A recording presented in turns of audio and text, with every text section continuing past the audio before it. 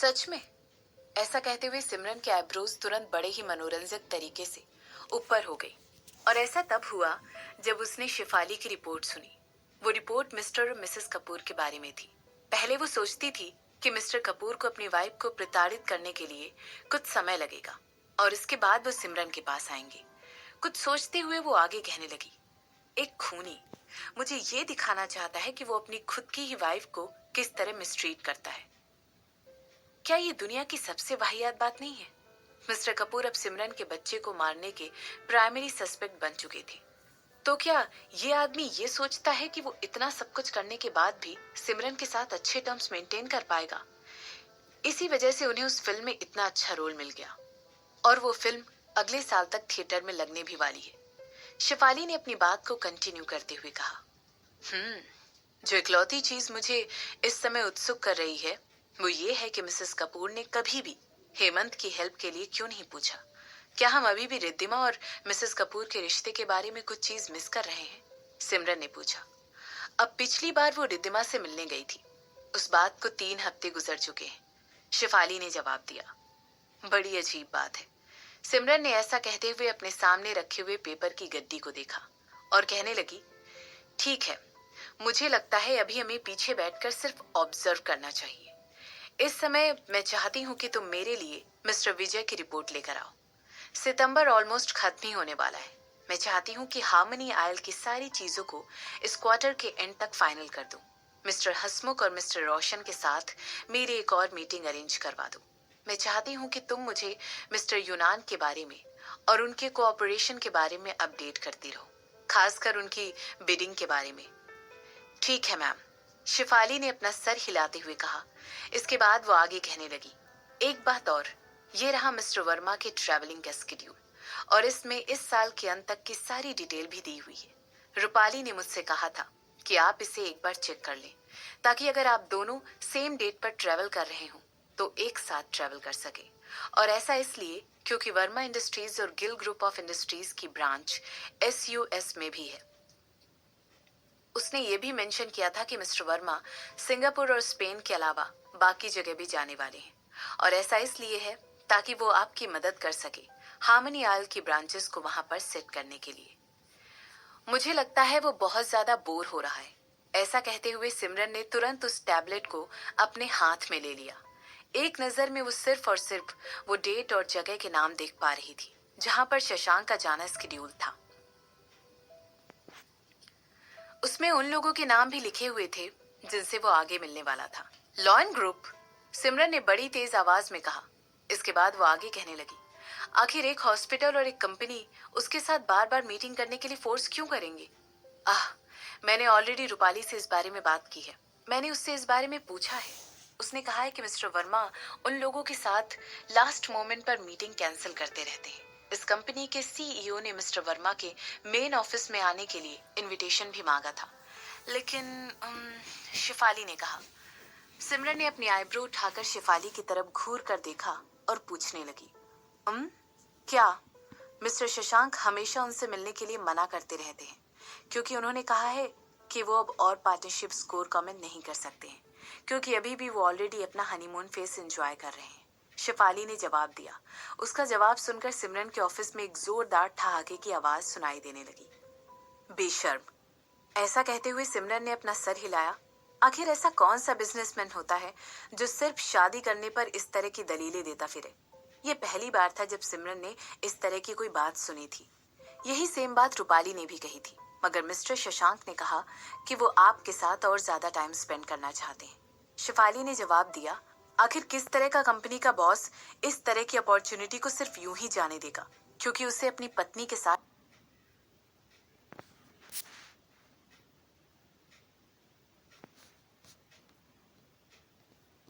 इस तरह की अपॉर्चुनिटी को सिर्फ यूं ही जाने देगा क्योंकि उसे अपनी पत्नी के साथ टाइम स्पेंड करना है, और वो भी लायन ग्रुप जैसी इतनी प्रेस्टिजियस कंपनी के साथ होने वाले कोलैबोरेशन को टालना, ये कोई आम बात नहीं थी। शिफाली और रूपाली दोनों ही सोच रहे थे कि इस अपॉर्चुनिटी को यूं ही अपने हाथ से जाने देना बहुत ही बेवकूफी भरी बात थी। हालांकि अपने बॉसेस की आंखों में चमक देखकर रूपाली और शिफाली दोनों के ही व्यूज और ओपिनियन बदल गए थे। सिमरन और शशांक दोनों ही बहुत खुश थे और यही बात थी जो सबसे ज्यादा जरूरी थी। हाँ, यही वो एग्जाम आंसर है जो उसने भी दिया होगा। सिमरन ने मुस्कुराते हुए शिफाली की तरफ इंटरेस्ट के साथ देखा और कहा। इसके बाद वो आगे कहने लगी, मुझे लगता है कि तुम पहले से और ज्यादा खूबसूरत हो गई हो। क्या तुमने हाल फिलहाल में फेशियल करवाया है? मैं नहीं, शिफाली ने तुरंत अपना सर नीचे करते हुए कहा। उसकी बात सुनकर सिमरन खिलखिलाकर हंसने लगी। और तुमने अपनी लिपस्टिक का कलर भी बदल दिया है। सिमरन अपनी सेक्रेटरी को बड़े ही निर्दयी तरीके से चढ़ाने लगी और कहने लगी, क्या तुम्हारा कोई नया बॉयफ्रेंड वगैरह बना है क्या? मैडम, ये बिल्कुल इम्पॉसिबल है। मुझे बस यही लगा था कि शायद ये शेड मुझ पर कुछ ज्यादा ही अच्छा लगता है, तो मैंने इसे खरीद लिया। शिफाली ने सिमरन की बात का जवाब देते हुए कहा। सच में? सिमरन ने फिर पूछा। सच में, शिफाली ने अपना सर हिलाकर जवाब दिया। इसके बाद वो आगे कहने लगी, मैडम अगर और कोई काम नहीं है तो मैं यहाँ से जाना चाहती हूँ और उन चीजों को प्रिपेयर करना चाहती हूँ जो मुझे करने के लिए कहा गया है। ठीक है। यहाँ पर सिमरन ने ऐसा कहते हुए वो टैबलेट शिफाली को वापस दे दिया। शशांक की माँ की डेथ एनिवर्सरी आ रही है, तो मैं एटलीस्ट एक दिन का वेकेशन लूंगी ताकि मैं उसके साथ इस वीकेंड पर जा सकूं। इसे मेरे स्केड्यूल में ऐड कर देना, सिमरन ने शिफाली से कहा। एक बात और, एक आदमी जिसका नाम है यश कपूर वहां पर मेरी कंपनी में आएगा और देखने की कोशिश करेगा कि मैं कैसी हूँ। हो सकता है वो कुछ दिनों के लिए यहाँ पर आए। उसे अंदर आने देना और उससे कोई सवाल मत पूछना, सिमरन ने अपनी बात को आगे बढ़ाते हुए कहा, क्योंकि शशांक ने ये बात ऑलरेडी जान ली थी कि यश और सिमरन दोनों भाई बहन थे।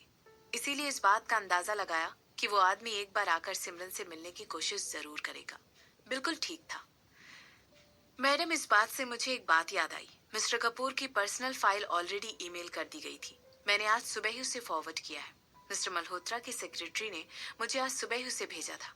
उन्होंने कहा है कि ये वो इकलौती चीज है जो वो अभी तक पता लगा पाए, शिफाली ने कहा। ऐसा कहते हुए सिमरन के माथे पर शिकन आ गई और उसने फाइल खोलते हुए आगे कहना शुरू किया। ये क्या है? जैसे ही उसने पहला पैराग्राफ पढ़ा, उसने इस तरह से रिएक्ट किया। सिमरन के लिए ये पीस ऑफ इंफॉर्मेशन कुछ ज्यादा ही शॉक कर देने वाला था। एक जीनियस जिसका आईक्यू लेवल 142 है। इस आदमी ने फिजिक्स और मैथ्स में हमेशा एक्सेलेंस ही पाया है। यहाँ तक कि इसने स्पेन में कई सारे इंटरनेशनल मैथमेटिक्स के क्विज में भी पार्टिसिपेट किया था। मगर फिर भी ये एक्टर बन गया। सिमरन ने ऐसा कहते हुए एक बार अपना सर उठाकर और घुमाकर शिफाली की तरफ देखा। क्या तुम्हें पूरा यकीन है कि ये डॉक्यूमेंट तुम्हें भेजा गया था? सिमरन ने शिफाली से पूछा। मैं पूरी तरह पॉजिटिव हूँ मैम। ऐसा कहते हुए शिफाली ने सिमरन की बात का जवाब दिया। उसने इस फाइल को एक बार भी खोलकर नहीं देखा क्योंकि इसमें पासवर्ड लगा हुआ था। सिर्फ सिमरन को ही फाइल खोलने का पासवर्ड पता था क्योंकि गिरीश ने उसे पासवर्ड ऑलरेडी भेजा हुआ था। इसके बाद वो चिंता में आते हुए पूछने लगी, क्या इस डॉक्यूमेंट पर कुछ गलत है मैडम? सिमरन ने शिफाली की बात का कोई जवाब नहीं दिया। उसके आईब्रोज लगातार शिकन की वजह से हिल रही थी और वो अपने ही भाई की फाइल कंटिन्यूअसली पढ़ रही थी। एक ऐसा जीनियस जिसने एक्टर बनने के बारे में सोचा। ये कैसी बात थी जो सिमरन को बहुत ज्यादा अजीब लग रही थी? आखिर एक ऐसा इंसान जिसने मैथ्स में हमेशा एक्सेल किया हो और उस सब्जेक्ट को बहुत ज्यादा प्यार देता हो, वो अचानक से आर्ट और डांसिंग के बारे में इतनी अजीब प्रतिक्रिया क्यों दिखाएगा? उस इन्वेस्टिगेशन में ऐसा कोई रिकॉर्ड नहीं था जिससे पता चल सके कि यश ने कभी भी कोई एक्टिंग या डांसिंग के लेसन लिए हैं। इसके अलावा मिस्टर कपूर कैसे अपने बेटे को एक मूवी के सेट पर घूमने दे सकते थे, जबकि उन्हें पता था कि वो उनकी कपूर फैमिली की कंपनी का इकलौता वारिस है। ये बात बहुत ज्यादा अजीब लग रही थी। ये क्या बकवास है? ऐसा कहते हुए सिमरन अपनी बात को आगे नहीं कह पाई। उसका दिमाग उसके मुंह से निकले हुए शब्दों से कुछ ज्यादा ही तेज भाग रहा था और लड़खड़ाते हुए वो एक शक कर देने वाले नतीजे पर पहुंच चुकी थी। हो ना हो किसी ने उसके भाई को दबाने की कोशिश की थी। उसे जानबूझकर एक्टर बनाया गया था ताकि वो कपूर फैमिली के बिजनेस में जरा भी दखल ना दे पाए और उसके इंटरेस्ट की स्किल्स में भी कभी माहिर ना हो पाए, और इस वजह से वो कपूर खानदान का बिजनेस संभालने की योग्य कभी बनता ही नहीं। शिफाली, सिमरन ने कहा।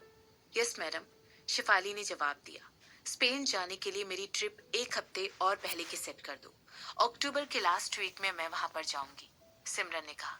शिफाली इस ट्रिप को पहले करवाने के पीछे के मोटिव को सिमरन के चेहरे पर पढ़ने की कोशिश कर रही थी, लेकिन इस समय सिमरन के चेहरे पर जो एक्सप्रेशन था वो बहुत ही भयानक था। सिमरन के भाई की एक्टिंग को चूज करने के पीछे सिर्फ और सिर्फ दो ही कारण हो सकते थे। या तो किसी ने उसे ऐसा करने के लिए कहा था, या फिर वो ऐसा करके किसी का किया गया एहसान लौटा रहा था। और सिमरन का दिमाग ऑलरेडी इस बारे में सोचने लगा कि हो ना हो जोया ही इन सब चीजों के लिए रिस्पॉन्सिबल है। एक बात और, क्या तुम रूपाली से कह सकती हो कि वो मुझे एक लिस्ट बना कर दे जिसमें कपूर खानदान के फैमिली ट्री का पूरा पूरा इलस्ट्रेशन हो। मैं चाहती हूँ कि मैं बहुत बारीकी से उन लोगों को देखने से पहले खुद को उन लोगों से फैमिलराइज कर लूँ। उससे कहना कि वो इन सब में कुछ पिक्चर्स को भी ऐड कर दे। समझ गई मैडम, शिफाली ने जवाब दिया।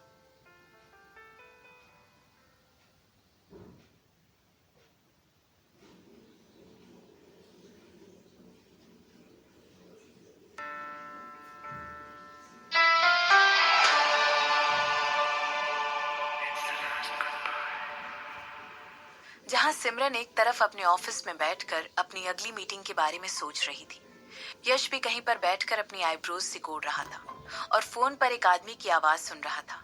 उसका हैंडसम फेस बद से बदतर होता जा रहा था। जैसे ही दूसरा आदमी फोन पर सिमरन के अचीवमेंट अवार्ड के बारे में जो उसने हाल ही में रिसीव किए थे बता रहा था। यहाँ तक कि वो आदमी सिमरन ने जो अब्रॉड में रिसीव किया उसके बारे में भी जानकारी दे रहा था। ये सब सुनकर यश ने सामने वाले आदमी से तुरंत पूछा, क्या तुम्हें पूरा यकीन है कि ये सिमरन कपूर है? मुझे पूरा यकीन है मिस्टर यश, वो सिमरन कपूर ही है। हालांकि ये सारी बातें मीडिया में एकदम से अवेलेबल नहीं है, लेकिन बहुत सारे लोगों ने इस बात को विटनेस किया है और बहुत सारे लोगों ने जो कुछ भी लॉन्च पार्टी पर हुआ था उसके बारे में सुना भी है। यहाँ तक कि सिमरन के साथ जो पुराना हादसा हुआ था उसे भी सबके सामने उस लॉन्च पार्टी में लाया गया और उसने ये बात भी बताई कि किस तरह वो 7 साल पहले बिल्कुल अकेली पड़ गई थी। मीडिया इस बात को और इन्फॉर्मेशन को इसलिए रिलीज नहीं कर पाई क्योंकि उसके हस्बैंड ने ऐसा होने से मना कर दिया था। वो सभी के सभी मिस्टर शशांक वर्मा से बहुत ज्यादा डरते हैं।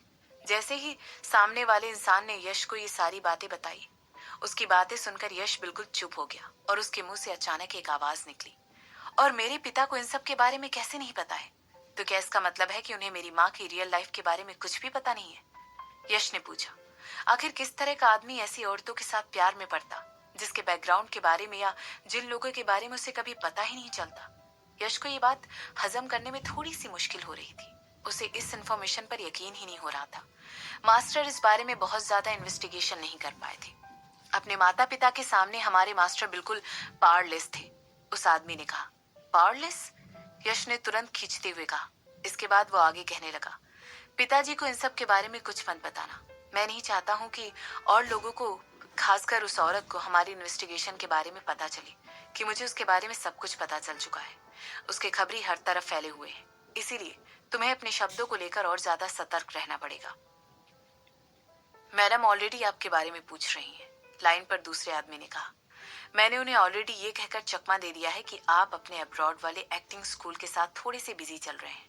इसके अलावा वो आदमी जिसको एक रिप्लेसमेंट के तौर पर आपने पैसे देकर हायर किया था, वो आपकी तरह बनकर काफी अच्छा काम कर रहा है। तो हमारे पास अभी के लिए कोई प्रॉब्लम नहीं है, लेकिन हो सकता है अगले महीने वो आपके स्कूल पहुंच जाए और एक सरप्राइज विजिट दे दे। हमें इस समय बहुत ज्यादा सतर्क रहना पड़ेगा क्योंकि हम नहीं चाहते हैं कि उसे लगे कि कुछ भी गलत हो रहा है। समझ गया, यश ने कहा और कॉल को एंड कर दिया। सामने वाले आदमी के आगे कुछ बोलने का वेट भी नहीं किया। इसके बाद वो अपने सामने रखे हुए कोड और नंबर की सीरीज को देखने लगा और कहने लगा, क्या मैं तुम्हारे कंप्यूटर को भी हैक कर लूं? ऐसा लग रहा था मानो उसके ख्याल शब्द बनकर उसके मुंह से बाहर निकल रहे थे। ना, ऐसा कहते हुए उसने अपना सर हिलाया और अपनी उंगलियों को कीबोर्ड से हटा लिया। वो यहाँ पर अपनी बहन के साथ रीयूनाइट करने के लिए आया था और उससे दुश्मनी मोल लेने के लिए नहीं। अपने दिमाग में यही सब कुछ सोचते हुए उसने शशांक के कंप्यूटर को हैक करने के बारे में सोचा। अब टाइम आ गया था कि वो उस आदमी के बारे में सब चेकआउट कर ले जिसे उसकी बहन ने शादी करने के लिए चूज किया था। एक जीनियस? मगर वो इस तरीके का दिखाई तो नहीं देता है, शशांक ने तुरंत कहा। इसके बाद उसकी आंखें तुरंत अपने लैपटॉप पर चली गईं। और तुम्हारी इंफॉर्मेशन के लिए मेरा आईक्यू उससे कहीं ज्यादा है, इसलिए तुम्हें इस तरह एक्टिंग नहीं करनी चाहिए जैसे तुम पहली बार किसी जीनियस से बात कर रही हो। सिमरन की आंखें तुरंत बड़ी हो गई और उसे यकीन ही नहीं हो रहा था कि शशांक क्या कह रहा था। आखिर तुम्हें उस आदमी से प्रॉब्लम क्या है? वो एक बेवकूफ है, शशांक ने कहा। उसने तुम्हारे साथ ऐसा कुछ भी नहीं किया है, सिमरन को समझाते हुए कहा। मैं उसे बिल्कुल भी पसंद नहीं करता, शशांक ने कहा। एक ऐसा आदमी जिसका चेहरा हूबहू उसकी पत्नी से मिलता हो, उसे बहुत ज्यादा डिस्टर्ब कर रहा था। आखिर तुम एक बच्चे की तरह क्यों एक्टिंग कर रहे हो? क्या उसने तुम्हें तुम्हारे हाथ से कोई लॉलीपॉप छीनने के लिए धमकाया है? ऐसा कहते हुए सिमरन ने शशांक को चिढ़ाया और अपने हाथ अपने हिप्स पर रखी। इस समय वो शशांक के बिल्कुल पीछे खड़ी हुई थी और उसकी नजरें उस स्क्रीन पर थी जिसमें कोड और नंबर लिखे हुए थे। इसके बाद वो शशांक से पीछे खड़े होकर पूछती है, ये सब क्या है? कोई हमारी सिक्योरिटी सॉफ्टवेयर को अटैक करने की कोशिश कर रहा है। ऐसा कहते हुए शशांक ने अपनी उंगलियों को तुरंत कीबोर्ड पर चलाया। ओह, क्या मैं तुम्हें डिस्टर्ब कर रही हूँ? एक काम करती हूँ, मैं पीछे हट जाती हूँ और सो जाती हूँ, सिमरन ने कहा। नहीं, सब ठीक है। ये इंसान बहुत ही बेवकूफ है। एक बैंक के सिक्योरिटी सिस्टम को हैक करना या अटैक करना, जरूर ये भी कोई दूसरा जोकर ही होगा, शशांक ने कमेंट किया। और इस समय उसके चेहरे का एक्सप्रेशन बहुत ही सीरियस था। ये कोई पहली बार नहीं था जब किसी ने शशांक के सिस्टम को हैक करने की कोशिश की थी। और हालांकि शशांक इन सब का इंचार्ज नहीं था, लेकिन उसे फिर भी आसपास जो कुछ भी हो रहा था उसको चेक करने में बहुत मजा आता था। जबकि वो इतना ज्यादा टेक सेवी भी नहीं था और उसे कंप्यूटर इतने अच्छे तरीके से भी नहीं आता था। लेकिन शशांक नंबर को लेकर बिल्कुल कॉन्फिडेंट था और हैकिंग भी एक तरीके के नंबरों का खेल ही तो था। तुम यहीं रुको, मेरे सिक्योरिटी पर्सनल इसका ख्याल रख लेंगे। ऐसा कहते हुए शशांक तुरंत सिमरन की तरफ मुड़ा और उसने उसे खींचकर अपनी गोद में बिठा लिया। जैसा कि एक्सपेक्टेड था, मैं तुम्हारे बगल में बैठकर बिल्कुल बेवकूफ नजर आती हूँ, सिमरन ऐसा कहते हुए मुस्कुराने लगी। तुम्हें इन सब चीजों के बारे में कैसे पता है? मैं तुम्हारी स्क्रीन पर देखकर एक भी कोड समझ नहीं पा रही हूँ। मैं कोई कंप्यूटर एक्सपर्ट नहीं हूँ, मगर मैं मैच को लेकर और नंबर को लेकर काफी कॉन्फिडेंट हूँ, शशांक ने जवाब दिया। ये सब सीखना इतना भी मुश्किल नहीं था। ओह, ऐसा कहते हुए सिमरन सिर्फ अपना सर हिला सकती थी। अगर ये सब कुछ इतना आसान ही होता, तब तो वो इस कला को बहुत पहले ही सीख चुकी होती थी और अपने दुश्मनों के कंप्यूटर को हैक कर चुकी होती। सिमरन अंदर ही अंदर हंसने लगी। अगर कहा जाए तो वो इतनी भी ज्यादा स्मार्ट नहीं थी और उसे बिजनेस मैनेजमेंट और मार्केटिंग की सारी ट्रिक और बारीकियां सीखने के लिए काफी ज्यादा रीडिंग और अंडरस्टैंडिंग की जरूरत पड़ी थी। ये अच्छा है, तुम हैक कर सकते हो। तो फिर तुम नहीं, शशांक ने तुरंत सिमरन की बात को बीच में ही काट दिया। मैं किसी और के कंप्यूटर को हैक नहीं करने वाला हूँ। जैसे ही शशांक ने देखा कि उसके ऐसा कहते ही सिमरन का मुंह बन गया है, वो आगे अपनी बात कहने लगा। मुझे लगा था कि तुमने कहा था कि हम लोग क्रिमिनल नहीं है। वेल, हैकिंग तो एक अच्छी कला है जिससे सीखकर पैसा कमाया जा सकता है, सिमरन ने तुरंत कहा। अगर तुम एक बार मेरे प्रपोजल को सुन लोगे ना, मैंने ऑलरेडी 5 ऐसे तरीकों के बारे में सोच लिया है जिससे हैकिंग के जरिए हम करोड़ों रुपए कमा सकते हैं। इसके अलावा क्या ये हमारे दुश्मनों को मजा चखाने के लिए मजेदार नहीं होने वाला है? नहीं, मुझे वाकई में किसी का कंप्यूटर हैक करना नहीं आता है।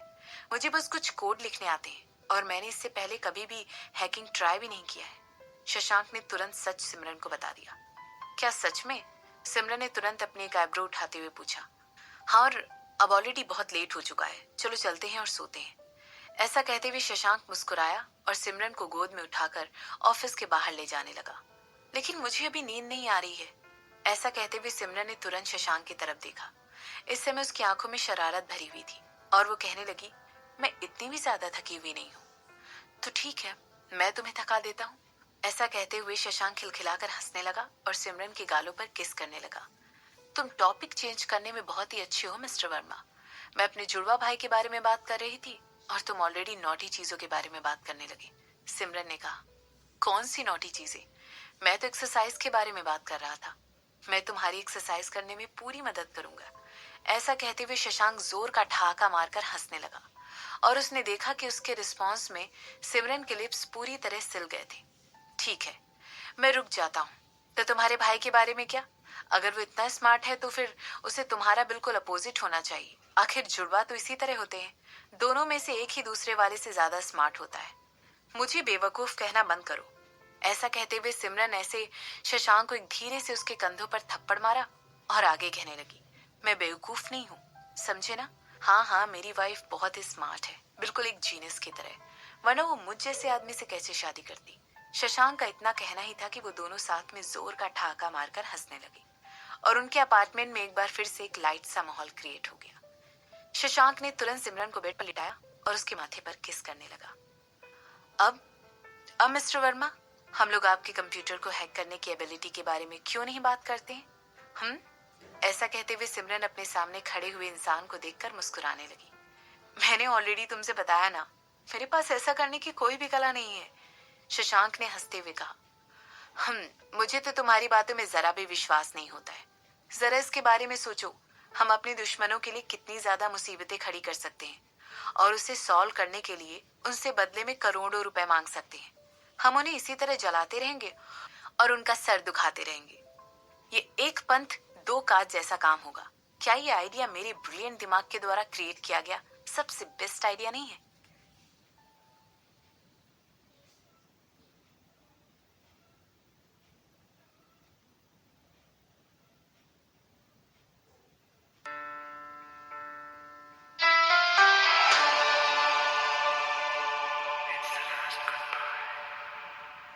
अपने भाई के बारे में सारी इंफॉर्मेशन प्रोसेस करने के बाद सिमरन को बस इंतजार करना था। वो अपने भाई का उसके पास आने का वेट कर रही थी कि वो उसके पास आकर उसे अप्रोच करे। वो दूसरी तरफ उसने इस बात की भी पुष्टि कर ली थी कि उसे कपूर फैमिली से खुद को फैमिलियराइज करने का भी टाइम मिल जाए और वो एक एक सदस्य को अच्छी तरह जान पाए। उसे सारी डेट जिसको अपने हाथ में लेकर फिर वो उन सब के खिलाफ वोटिंग करने के बारे में सोच सकती थी और इसकी शुरुआत कर सकती थी। इसी समय सिमरन अपनी वाली कपूर फैमिली और रायचंद फैमिली को भी मॉनिटर कर रही थी। वो हेमंत की माँ की फैमिली का इस्तेमाल करके कपूर फैमिली की मेन ब्रांच के मूवमेंट को मॉनिटर कर रही थी। सिमरन इन दिनों अपनी कंपनी के साथ और अपने हाल फिलहाल में खुलने वाले नए मॉल के साथ बहुत ज्यादा बिजी हो गई थी। अपने भरोसेमंद एम्प्लॉयज की वजह से सिमरन अपनी प्लानिंग बहुत बारीकी से कर पा रही थी।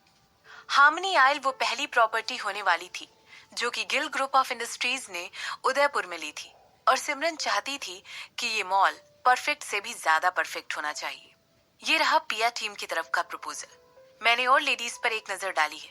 हमारी स्ट्रेटजी ये है कि हम सोशल मीडिया पर होने वाले एडवर्टाइजमेंट पर फोकस करें। अब कि आपको एक ऑनलाइन स्टोर चाहिए जो कि आपके आने वाले नए मॉल के साथ कनेक्टेड हो। हमें बहुत सारा काम करके रखना पड़ेगा ताकि हमारी सोशल मीडिया प्रेजेंस पहले से ही बनी रहे। हमारा शॉपिंग मोबाइल ऐप भी रेडी है। हम उसे अलग अलग तरीकों के फोन पर इस समय टेस्ट कर रहे हैं। जब भी आपके पास टाइम होगा तब आप इसको चेक कर सकते हैं। हमारी डेवलपमेंट टीम अपने कस्टमर्स को एक बेहतरीन एक्सपीरियंस देने के लिए दिन रात मेहनत कर रही है। खैर जो भी हो, करिश्मा अपनी बातें कहते कहते एकदम से रुक गई क्योंकि उसने देखा कि सिमरन उसकी बातें सुनकर अपने माथे पर मसाज कर रही है। एक आह भरते हुए करिश्मा ने सिमरन से पूछा, आपको पिछली बार कब एक अच्छी रात वाली नींद मिली थी? एक अच्छी रात वाली नींद क्या होती है? सिमरन खिलखिलाकर हंसते हुए पूछने लगी। शशांक अभी कुछ दिनों से सिमरन के अटपटे बिहेवियर को लेकर बहुत ज्यादा चिड़चिड़ा होने लगा था। हालांकि अंत में वो हमेशा हेल्पलेस ही नजर आता था। सिमरन बहुत ही ज्यादा जिद्दी थी, यहाँ तक कि उसके हस्बैंड के पास भी उसके कैरेक्टर के इस एस्पेक्ट को चेंज करने की कोई पावर नहीं थी। आपके हस्बैंड लगता है आपको पूरी रात सोने नहीं देते हैं और आप काम करती रहती हैं? करिश्मा ने पूछा। वो भी मेरे साथ काम ही कर रहा था। सिमरन ने ऐसा कहते हुए करिश्मा की दी हुई पानी की बोतल को एक्सेप्ट कर लिया। हम और ज्यादा गलतियां नहीं कर सकते हैं, ओपनिंग तो बस। ऐसा कहते कहते सिमरन अचानक ही रुक गई। सिमरन, आपको अपनी और ज्यादा टेक केयर करने की जरूरत है। हम लोग नहीं चाहते हैं कि हमारी सीईओ ओपनिंग के दिन ही बीमार पड़ जाए, करिश्मा ने कहा। उसकी आईब्रोज इस समय नाखुशी से ऊपर उठी हुई थी और पूरी तरह दिखाई दे रहा था कि वो सिमरन से बिल्कुल भी खुश नहीं है और सिमरन अपनी आंखें बंद करके लेटी हुई थी जबकि करिश्मा उसे लगातार घूर कर देखे जा रही थी।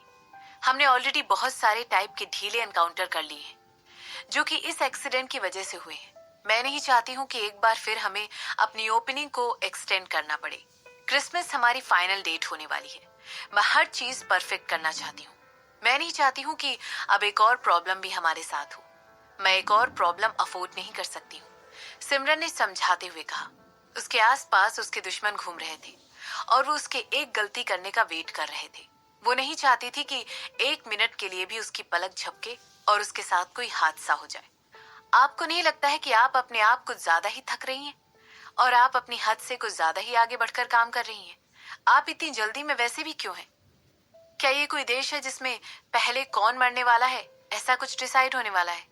करिश्मा ने सार्कास्टिकली अपने मुंह से आह निकालते हुए कहा। इसके बाद वो फिर से कहने लगी, आप मुझे बिल्कुल अपनी नानी माँ की याद दिलाती हैं। उन्होंने मुझे ट्रेन किया है, सिमरन ने कहा। हाँ बिल्कुल, करिश्मा ने जवाब देने के बाद अपनी बात को आगे बढ़ाया और कहने लगी, वैसे अगर सीरियसली कहूँ तो आपको अपने हस्बैंड के साथ थोड़ा सा और टाइम स्पेंड करने की जरूरत है। मुझे लगता है आपको इन सब चीजों से दूर जाकर थोड़ा सा एंटरटेनमेंट करना चाहिए। मैं उसके साथ बहुत सारा टाइम स्पेंड कर रही हूँ, सिमरन ने कहा। अगर सिमरन पूरी रात काम करने के बारे में सोचती थी तो शशांक उसके बगल में बैठकर खुद भी काम करने लग जाता था। अगर वो डिसाइड करती थी कि उसे सोना है तो वो भी अपना काम खत्म करके या अपना काम बीच में ही रोककर उसके साथ सोने चला जाता था। इसी के साथ साथ उन दोनों के बीच में लव मेकिंग भी चलती रहती थी। तो फिर आप उनके साथ एक वेकेशन क्यों नहीं ले लेती हैं? सिमरन, आखिर आप कितने की हैं? 27?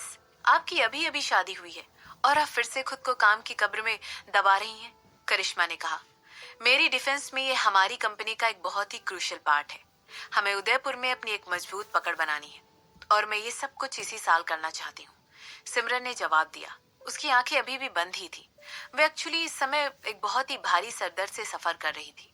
वो सिर्फ इसी बात पर ब्लेम कर सकती थी कि पिछले 3 दिनों से लगातार उसे ठीक से नींद नहीं मिल पा रही थी। एक बार और एक आह भरने की आवाज उस रूम में गूंजती हुई सुनाई देने लगी। करिश्मा बस इतना ही कहना चाहती थी कि सिमरन के हस्बैंड के उसके इर्द गिर्द होने की वजह से उदयपुर ने ऑलरेडी उनकी फुटिंग काफी ज्यादा सॉलिड थी। लेकिन ये बात भी उतनी ही ज्यादा सच थी कि सिमरन को दूसरों पर डिपेंड होना बिल्कुल भी पसंद नहीं था, किसी ऐसे इंसान के तौर पर जो 2 बार डिवोर्स ले चुकी हो। मुझे लगता है मेरे पास वो क्वालिफिकेशन है कि मैं आपको ये सब कुछ बता सकूं, सिमरन ने अपनी बात कहना शुरू किया। आपके हस्बैंड आप पर बहुत ज्यादा भरोसा करते हैं, बहुत ज्यादा। उन्हें इग्नोर मत करिए। उनके साथ, बल्कि आप दोनों साथ में बहुत सारा वक्त साथ में बिताइए। बिना पैसे का बिजनेस के बारे में सोचे। क्या आप दोनों कभी भी एक प्रॉपर हनीमून पर गए हैं, एक बीच पर जहां पर सिर्फ आप दोनों हो और आप किसी और के बारे में ना सोच रहे हो? इस पॉइंट पर सिमरन ने ऑलरेडी अपनी आंखें खोल दी थी और वो करिश्मा की तरफ घूर कर देख रही थी। आपके फेस पर जो लुक है उससे मुझे यही पता चल रहा है कि आपने प्रॉपर तरीके से आज तक हनीमून नहीं बनाया, करिश्मा ने अपनी बात कंटिन्यू रखी। ठीक है, मुझे लगता है कि मैं बहुत ज्यादा कह चुकी हूँ। आप दोनों ही एडल्ट हैं। मुझे पता है आपको ऑलरेडी पता है कि आप क्या कर रही हैं। हालांकि फिर भी मैं सिर्फ इतना कहना चाहूंगी कि कोई भी रिश्ता बिल्कुल एक पौधे की तरह होता है। उसे जिंदा रखने के लिए आपको उसे निरंतर रूप से सींचना पड़ता है। मैं समझ सकती हूँ, सिमरन ने अपना सिर हिलाते हुए कहा। थैंक यू अपनी एडवाइस के लिए। इस सॉफ्ट ओपनिंग के बाद मैं जरूर आगे जाकर एक वेकेशन लूंगी। ऑफ कोर्स, मुझे पहले किसी ऐसे इंसान को ढूंढना पड़ेगा जो कि मेरी कंपनी को मेरी गैर मौजूदगी में प्रॉपर तरीके से चला सके। करिश्मा की बात का जवाब देते हुए सिमरन के चेहरे पर एक छोटी सी स्माइल थी। वाकई में ये बात बिल्कुल सच थी कि आखिर सिमरन ने पिछली बार कब पैसे बनाने के बारे में सोचना छोड़कर बात की थी। आखिर पिछली बार उसने कब पैसों के बारे में सोचना छोड़ दिया था? ओह, कभी भी नहीं। उसने पैसों के बारे में और चाल चलने के बारे में कभी भी सोचना नहीं छोड़ा था। उसका दिमाग हमेशा ओवर टाइम करता रहता था, जबकि वो हमेशा ही अपने बिजनेस को एक्सपैंड करने के तरीकों के बारे में सोचती रहती। वो कभी भी ये बात नहीं बोली थी कि उसने और शशांक ने आज तक एक प्रॉपर हनीमून नहीं बनाया था। ऑफ कोर्स, हनीमून किसी भी तरीके से हॉट सेक्स से बहुत ही अलग चीज होती है, जो कि वो ऑलमोस्ट हर दिन करते थे। सिमरन एक बार फिर अपनी आंखें बंद की और उन सब चीजों के बारे में सोचने लगी जो उसे अभी भी हासिल करनी थी। और ये सब कुछ सोचते हुए तुरंत उसकी आईब्रोज फिर से हिलने लगी और वो अपने अधूरे कामों के बारे में सोचने लगी। सिमरन को ऐसा लग रहा था कि उन अधूरे कामों के बारे में सोचने से ही उसका सर दर्द से फटा जा रहा था। सिमरन के ख्यालों में तब ब्रेक लगा जब उसने सुना कि उसके दरवाजे पर कोई दस्तक दे रहा है और सिमरन के रिस्पॉन्स दिए बगैर ही उसे खोलकर अंदर आ गया है। मैडम, हमारे पास एक इमरजेंसी है, एक आदमी ने कहा। सिमरन ने तुरंत अपनी आंखें खोली और देखा कि मिस्टर हसमुख, जो गहरे लाल रंग के गालों से उसे जज कर रहे थे और वो ऑब्वियसली सिमरन के ऑफिस में पहुंचने के लिए बहुत ज्यादा जल्दी में थे। सिमरन ने तुरंत उनसे पूछा, अब क्या हो गया? मैं आपको कॉल करना चाहता था, पर मुझे लगा मुझे आपसे पर्सनली आकर इस बारे में बात करनी चाहिए। जल्दबाजी में ऐसा कहते हुए मिस्टर हसमुख तुरंत करिश्मा की तरफ देखने लग गए। करिश्मा सिमरन की नानी की और अब सिमरन की सबऑर्डिनेट थी और वो ऐसा बहुत सालों से कर रही थी। तो मिस्टर हसमुख ने बस अपनी बात कंटिन्यू करते हुए कहा, मिस्टर यूए ने हमारा कॉन्ट्रैक्ट ब्रीच किया है वो उसे कैंसिल करने के लिए हमें करोड़ों रुपए देने के लिए तैयार हो गए। मुझे लगता है मुझे लगता है इस साल हमें स्पेन के मार्केट में बहुत ज्यादा जद्दोजहद करके घुसना पड़ेगा। मुझे लगता है वहां के मार्केट में हमारे लिए बहुत ज्यादा बुरा वक्त रहने वाला है।